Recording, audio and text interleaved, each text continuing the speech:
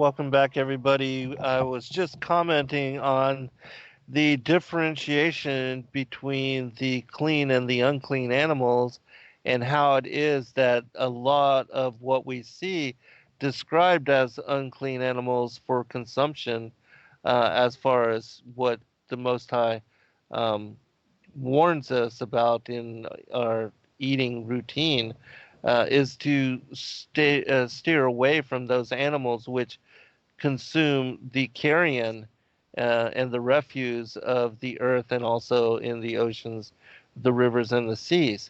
And so I wanted to ask you what your thought on that was, Rob. Well, yeah, this is one of those things that I don't understand, people. I really honestly don't. You know, for me, look, if I call myself a Christian and I say I love God and I trust him, then that to me means I should do what he says. You know, that he's got a reason. He's got a reason for saying the things he says. So when he gives us a fairly comprehensive list of things that are good for us to eat and things that he didn't make for us to eat that are not good for us, he says, oh, unclean it, you shouldn't eat them. To me, I'm like, all right, God, I get it. You know, like I don't want to. I don't understand why. I honestly believe it's a spirit, dude. I really do. I think there's a reason why some of these things, like pork, for instance, is a meat that was sacrificed to idol. Right. So it talks about don't eat meat sacrificed to idols. If you got to go back and look at the context, it's not just. Well, I think it is. It would include, I should say, would include anything that was sacrificed to idols. But the animal that happened to be sacrificed to the false gods was a pig. Right. You know, so, I mean, why? You know, why? I mean, it's the act of sacrificing a pig on the temple, on the altar, during the time of the Maccabees was actually, I believe it's 1 Maccabees chapter 4, if I remember the address correctly, where it specifically calls the act of sacrificing a pig on the altar the abomination of desolation. Right. Yes. Like, that's the abomination of desolation.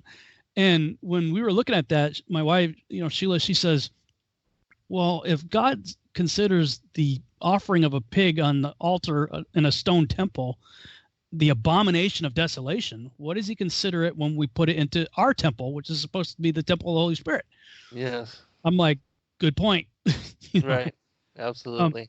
And yet people will go, I'm sorry, just bat crap crazy about, don't tell me I can't eat bacon. Oh, man, they love their bacon, don't they? They love their bacon more than God. That's right. It's like, if you say you love God, then you should want to do what he says.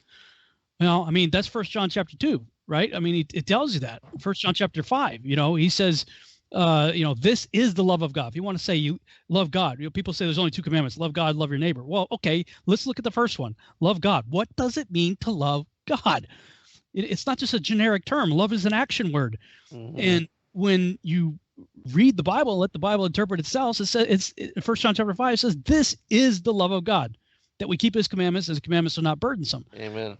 And so then if I say I love God, then I should want to do what he said. Furthermore, this is the thing when it comes to this issue of meat, is even modern secular science that could care less about the Torah, God, or any of it, modern secular science tells you this stuff's not good for you. Right. Just coincidentally, the same animals that God says are unclean and not fit for us to eat, science has confirmed this is not good for you, you know. And we even did some of the, you've heard maybe, you know, tests that, like, even pork, you can cook it all you want and stuff still survives in it. Right. The worms. And, yeah, we did that once. We heard, let's try it. So we, a friend of ours, you know, we cooked up a ham real good. I mean, to the point where you would normally eat it. And then you pour, like, and this should tell you something about Coke and Pepsi too, but you pour Coke on it and the stuff starts coming out. You're like, yeah, man. Yeah, that's creepy. It is creepy. It's like a horror show creepy. And then when you think about, you know, that stuff gets into your blood and into your organs, into your brain even, you know, and there's also been, you know, I don't quite know what to make of this, but I've seen, you know, maybe I could call them studies done where, you know, they say you are what you eat. And right. People who have a long habit of eating pork products start to end up with pork-like features, whether they're just, you know, we even say it, porking out, right? When you start gaining weight, right? You know, facial features starting to get, you know, changed a little bit. Look, all I know is he said don't eat it, and he has a reason for saying that. He's not just trying to be a mean guy, mean God up there telling you, I'm going to ruin everything for you. He's like, look, I know how I created that animal, and I know how I created you, and you're not compatible. You can eat it if you want to. And, Dean Odell is like, oh, my family's eating pork forever. My aunt, he gives this big testimony about his relatives, how they're like so godly and everything. And they've been eating pork all their life, whatever. Right. Thank God for his grace. Okay. Yeah. Right. Exactly. That's God's grace right there. But and some of it, we did in ignorance. Before I looked into this stuff for myself, I loved bacon. Yes. We all did. Right.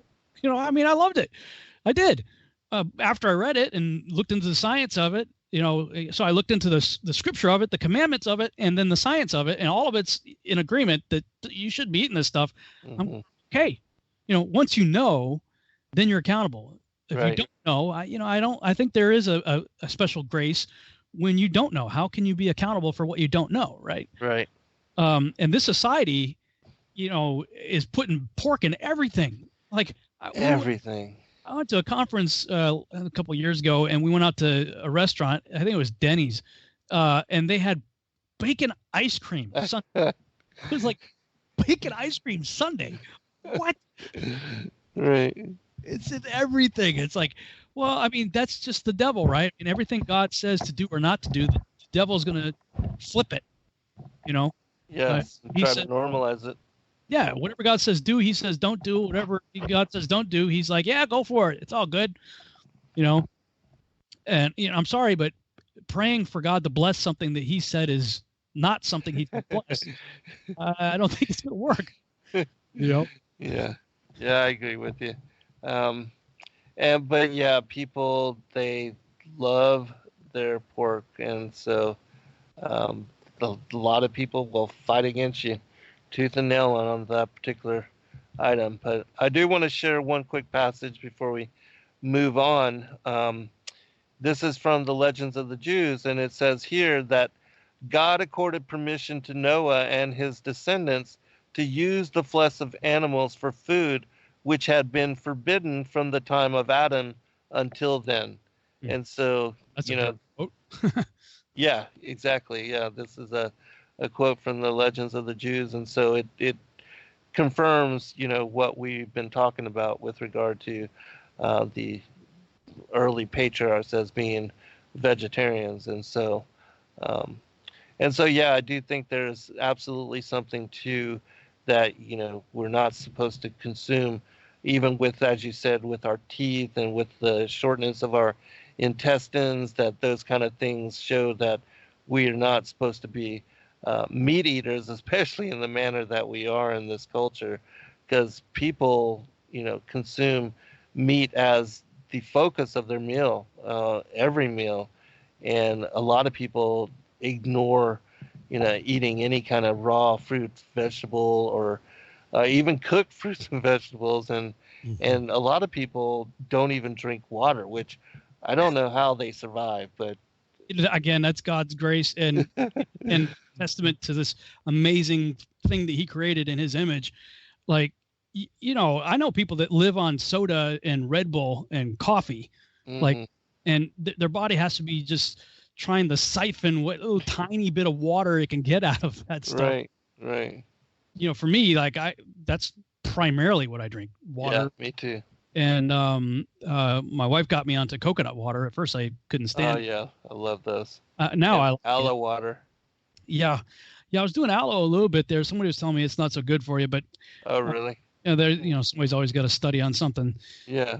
So I say, look, do your own research on that. But the coconut water, because it's got potassium and stuff in there, and I've noticed that for me, some of the various physical ailments and stuff that I struggle with go away when I have a proper intake of specifically potassium and magnesium and calcium, like neurological shaking stuff. And so, coconut water's got some of that, and it's it's assimilated like water. Right. So yeah, I don't know how to live these days, honestly. Yeah, I don't either, because some of the girls that work for me, they never drink water, and I don't know how they function, but yeah. But let's move on into the distinction between the Genesis 1:26 through 28, the narrative on the creation, because I do believe in, a lot of people believe these two accounts are the same, just repeated. But I believe that in the first account that we see these particular beings, these hominids, that they are created on the earth. And in my opinion, Adam was not initially placed on the earth, but in paradise, and that he fell from where the tree of life is now and where the home of the righteous is, which I believe is above the vaulted dome of the earth.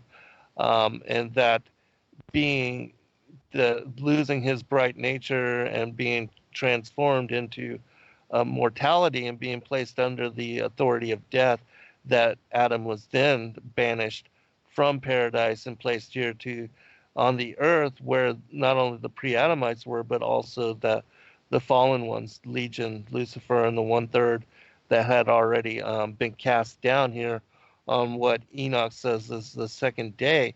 But again, looking at the Genesis 1:26, I believe that it reveals that God created these hominids as couples, male and female, and that they were multiple races.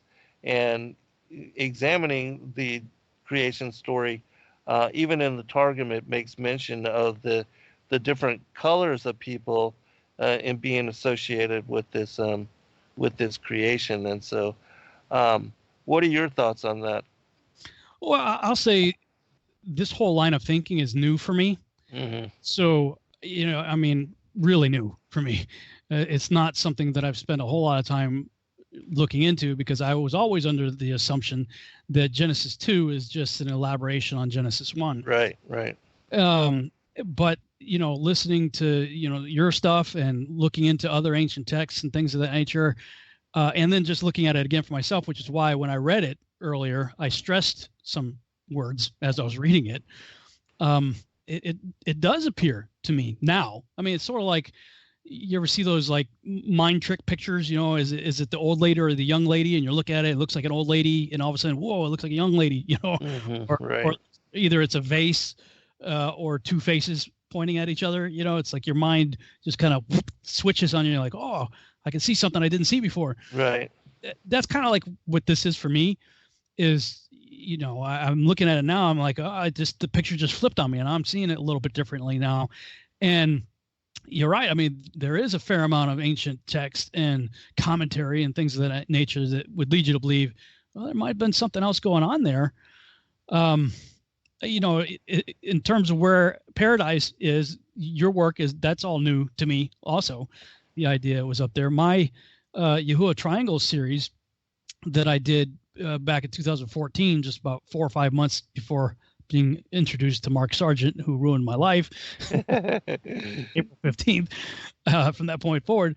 I'd done quite a bit of research, biblically speaking, and come to the conclusion that the garden is the land that we now call Israel, and that the location of the true trees were specifically Gerizim and Ebal in Shechem. And I build a whole case for why I believe that is the case, and that the tree of life was in the location we now see Mount Gerizim, and the tree of the knowledge of good and evil was at the location we now know as Mount Ebal.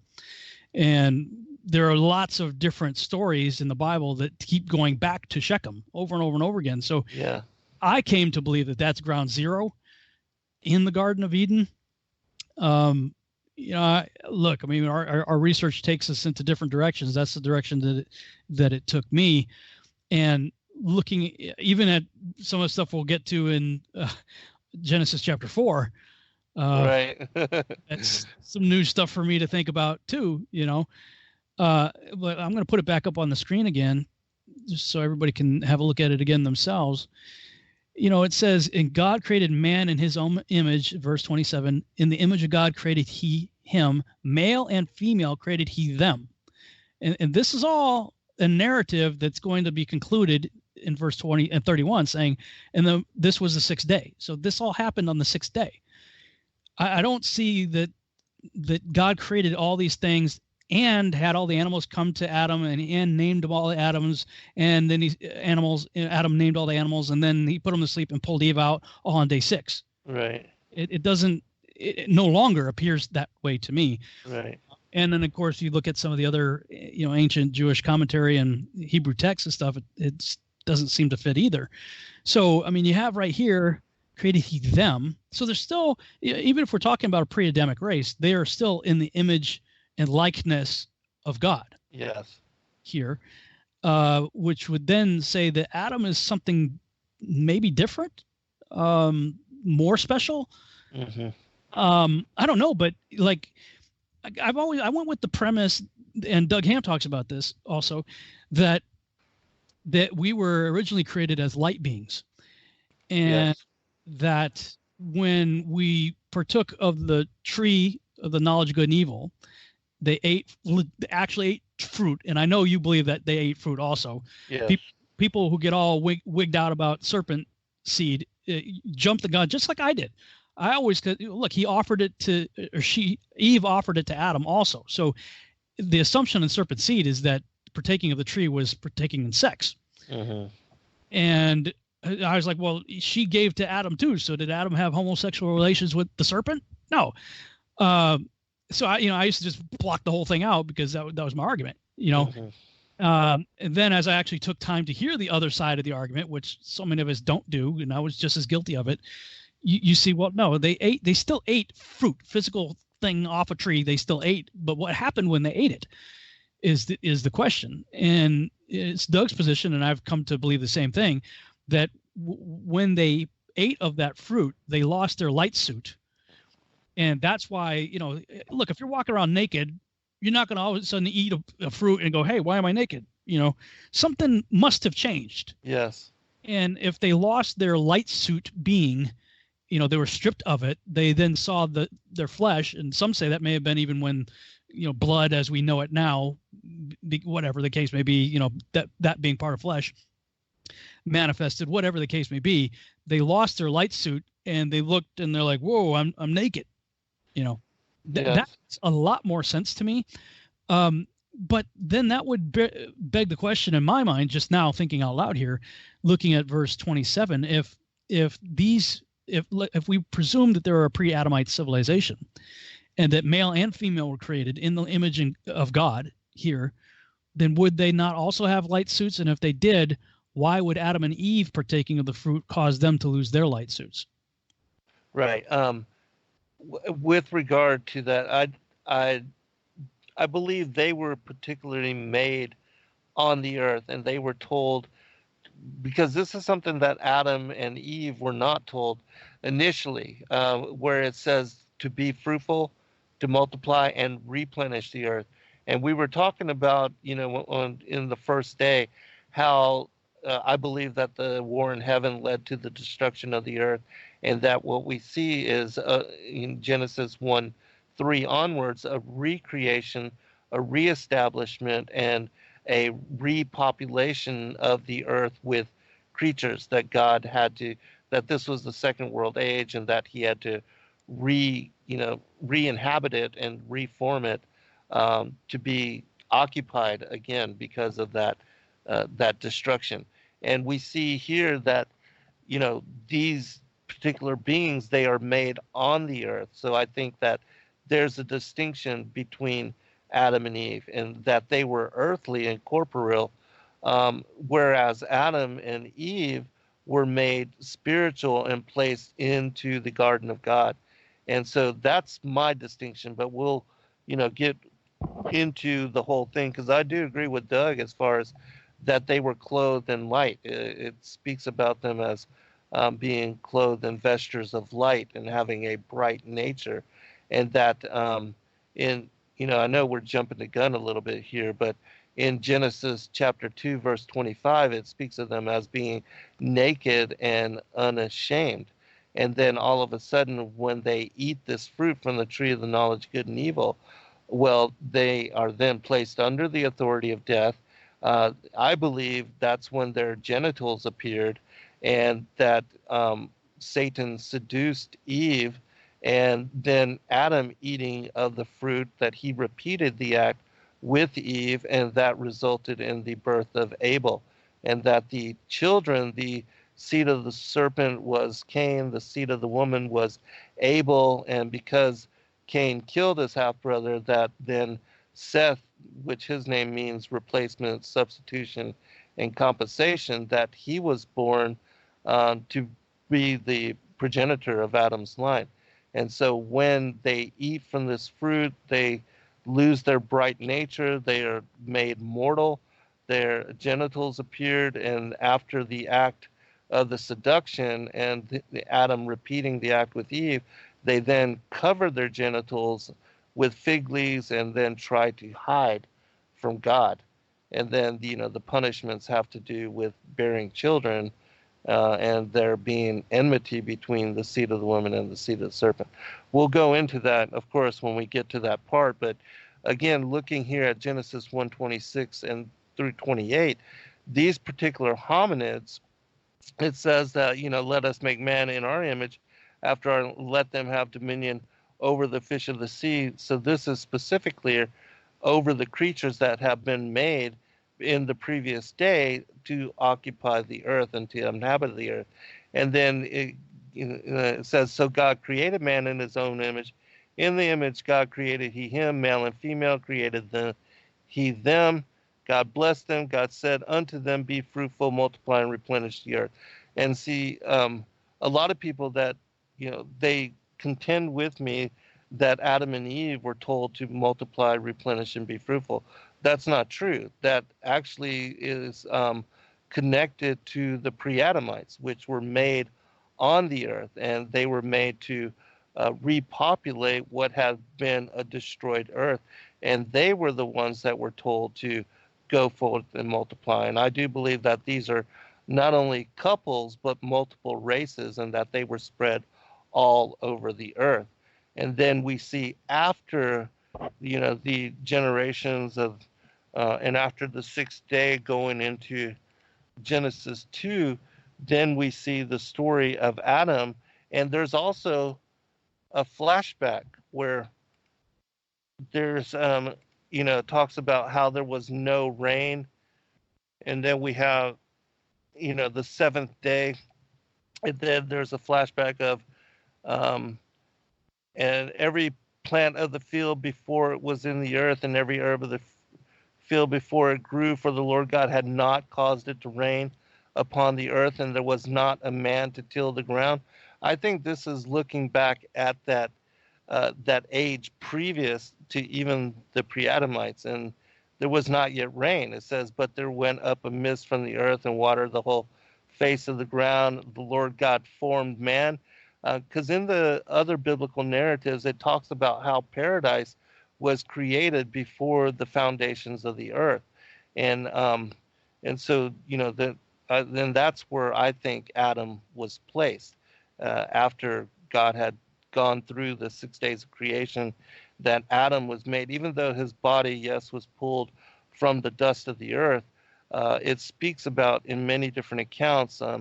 And we put together a book called the Primary Adamic Literature, which shares all of the different stories of the life of Adam and Eve from all over the world. And there are multiple cultures and multiple different translations of the life of Adam and Eve from all over the world, that when you read them in fullness together, you see without a doubt that when they were cast out and after they lost their bright nature, they did not even understand how to walk. They had never experienced dark as far as, night. They had never experienced hunger or drank water. They had never experienced heat and cold. All of these different things come forth in reading the, this primary Adamic literature, which we can share some of that when we return from break. But let me give you a chance to comment before we go there. I'm still trying to wrap my mind around all that. Yeah, it's a lot. It really is. I haven't read the text that you're referring to. So although I did read the Book of Jubilees and the Book of Adam and Eve, that talks about all the things they went through after they were expelled from the garden. And what a tragic story. Yes. The loss of paradise. The loss of paradise, and how many times they tried to kill themselves. 3. Mm-hmm. I mean, they went through some serious trauma as a result of that whole thing. Yes. I'm still kind of stuck looking at verse 27. Them being created in His image. These pre-Adamites. Mm-hmm. All right, we'll be right back for second hour.